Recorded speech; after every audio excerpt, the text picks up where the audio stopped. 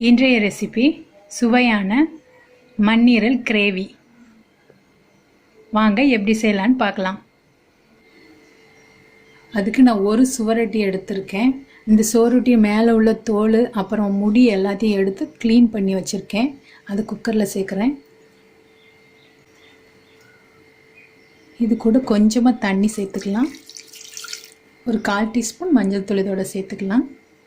இந்த சுவரொட்டிக்கு தேவையான உப்பு கொஞ்சம் சேர்த்துக்கலாம். குக்கரில் மூடி போட்டு ஒரு விசில் விட்டுடலாம். இப்போ கிரேவிக்கு தேவையான மசாலாவை முதல்ல வறுத்து அரைச்சிடலாம். ஒரு சின்ன துண்டு பட்டை, ஒரு ஏலக்காய், 2 கிராம்பு, ஒரு பிரிஞ்சி இலை, ஒரு காஞ்ச மிளகாய், 1 டீஸ்பூன் சீரகம், 1/2 டீஸ்பூன் மிளகு. இதை சேர்த்து லைட்டாக வறுத்துடலாம். அடுப்பை சிம்மிலே வச்சுக்கோங்க. இது லைட்டாக வறுத்ததுக்கப்புறமா 2 டீஸ்பூன் கொத்தமல்லி பவுடர் சேர்க்குறேன். இதை லைட்டாக கலந்து விட்டுடலாம்.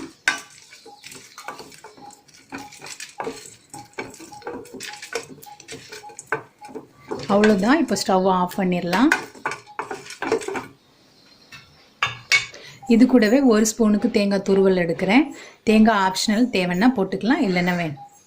இதை இப்போ மிக்சியில் போட்டு தண்ணி விடாமல் அரைச்சிக்கலாம். நான் ஒரு மண்ணீரல் எடுத்துருக்கிறதுனால மசாலோட அளவு ரொம்ப கம்மியாக எடுத்திருக்கேன். இதை நீங்கள் அதிகமாக எடுத்துக்கிட்டிங்கன்னா இதோட அளவுகளும் நீங்கள் அதுக்கு ஏற்ற மாதிரி எடுத்துக்கோங்க.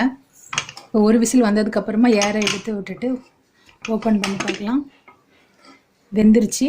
இது சூடு தணிச்சதுக்கப்புறமா இதை கட் பண்ணி வச்சுக்கலாம். இப்போ இன்னொரு பேனை ஸ்டவ்வில் வச்சுட்டு நான் நல்லெண்ணெய் சேர்க்குறேன். எண்ணெய் காஞ்சதுக்கப்புறமா ஒரு 10 சின்ன வெங்காயம் கட் பண்ணி வச்சுருக்கேன். சின்ன வெங்காயம் போட்டால் நல்லாயிருக்கும், அதனால சின்ன வெங்காயம் சேர்த்துக்கிறேன். பெரிய வெங்காயம் கூட சேர்த்துக்கலாம். போட்டு கலந்து விட்டோம்னா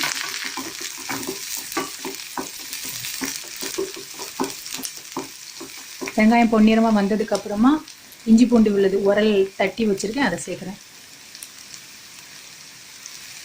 இது வதக்கிடலாம். அதில் கூடவே கொஞ்சமாக கருவேப்பிலை சேர்த்துக்கிறேன். வெங்காயம் இஞ்சி பூண்டு நல்லா வதங்கி வந்துருச்சு. இந்த ஸ்டேஜில் ஒரு மீடியம் சைஸ் தக்காளி கட் பண்ணி வச்சுருக்கேன், அதை சேர்க்குறேன். இதை சேர்த்து எண்ணெயிலே வதக்கிடலாம். வெங்காயம் தக்காளி நல்லா வதங்கிருச்சு. இந்த ஸ்டேஜில் அரைச்சி வச்சு மசாலாவை இப்போ சேர்த்துடலாம். இதை சேர்த்து இதில் கலந்துடலாம்.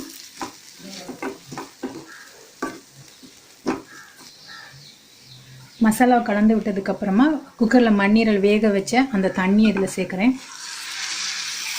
இது கூடவே கொஞ்சமாக தண்ணி சேர்த்துக்கலாம். இதில் உப்பு சேர்த்துக்கலாம். இதை சேர்த்து கலந்து விட்டுடலாம். கலந்து விட்டு ஒரு 5 நிமிஷம் ஆகட்டும். நல்லா கொதி வந்ததுக்கப்புறமா மண்ணீரில் போட்டு நம்ம இறக்கலாம். நல்லா கொதி வந்துருச்சு.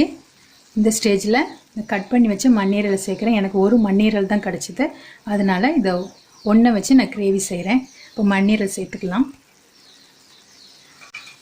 இதை சேர்த்து கலந்து விட்டுடலாம்.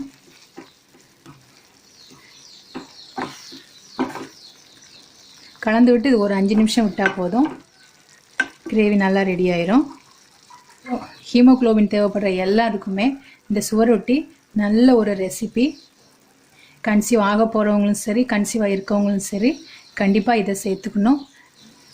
கன்சீவாக இருக்கிறவங்க பிளட் டெஸ்ட் எடுக்க போகிறதுக்கு முன்னாடி இதை சேர்த்துக்கிட்டால் நல்லது. ஏன்னா பிளட் டெஸ்ட் எடுக்கிறப்போ ஹீமோக்ளோபின் அதிகமாக இருக்கணும்னு சொல்லுவாங்க. பிளட் டெஸ்ட் எடுத்துகிட்டு ஹீமோக்ளோபின் கம்மியாக இருந்துன்னா அதுக்கு டேப்லெட் தருவாங்க. அப்படி இல்லைன்னா ரத்த ஊசி போடணும்னு சொல்லுவாங்க. அதை தவிர்க்கணும் அப்படின்னா இந்த ஹீமோக்ளோபின் அதிகமாக உள்ள இந்த சுவரொட்டியை அடிக்கடி உணவில் சேர்த்துக்கிறது நல்லது. கன்சீவாக ஆக போகிறவங்களுக்கும் கண்டிப்பாக ஹீமோக்ளோபின் அதிகமாக தேவை. நம்ம உடம்புல ஹீமோக்ளோபின் சரியான லெவலில் இருந்தாலே ரத்த உறுப்புகளுமே சரியாக இருக்கும். நம்மளோட கிரேவி இப்போ தயாராகிருச்சு. இப்போ அடுப்பை ஆஃப் பண்ணிடலாம். கொத்தமல்லி இலை கொஞ்சமாக சேர்க்குறேன்.